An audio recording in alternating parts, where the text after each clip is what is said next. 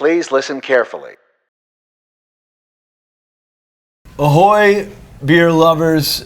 We are here at Brewings and Eats, Dogfish Head, downtown Riho, where the magic started 21 years ago. And this is the days that we live for. We're making a beer today, a beer that's never been brewed today, which are literally, those are my favorite days of work. And there's a poem on the bottom of every six-pack we send out coast to coast that I wrote 21 years ago, and it talks about our love of being blissfully inefficient.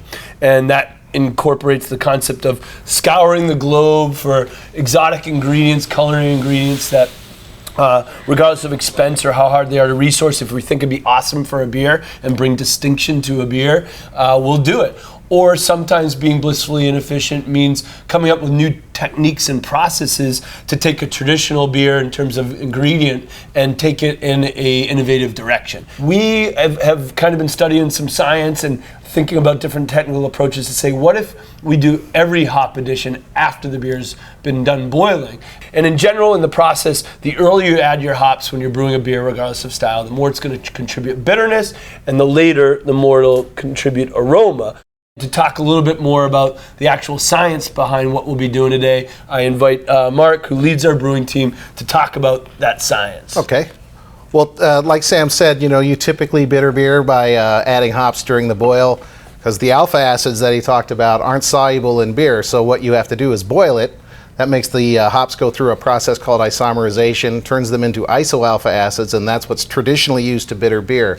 But a lot of the research that's been done has found that there's other compounds in hops called humulinones and hulipones that actually contribute bitterness, and they don't require any boiling to create a bitterness impression when you taste it. So what we did with this beer is we did only a late hop addition after the boil with the Alpha Beast and some Simcoe as well. Traditionally, you're going to get about 35% utilization of the hop acids that you're trying to isomerize. By the process, the way we're doing it, we're only getting maybe 5 to 10%. So we have to add about 3 to 4 times the amount of hops in order to get the same level of bitterness in the kettle.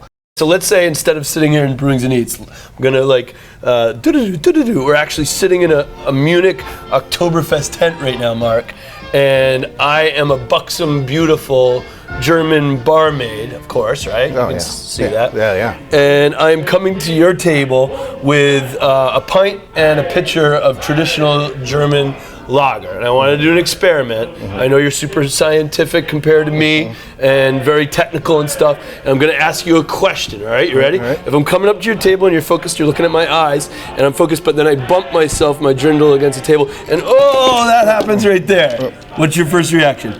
42 hops right there. That's what they're. Okay, but what's your first reaction on which is more likely to be the hops in 2 barrels of light lager from Germany? The stuff on the table or the stuff left?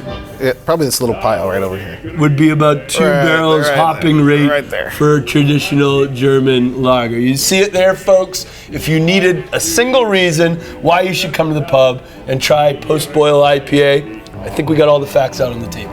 Wasser ist billig, rein und gut, nur verdünnt es unser Blut.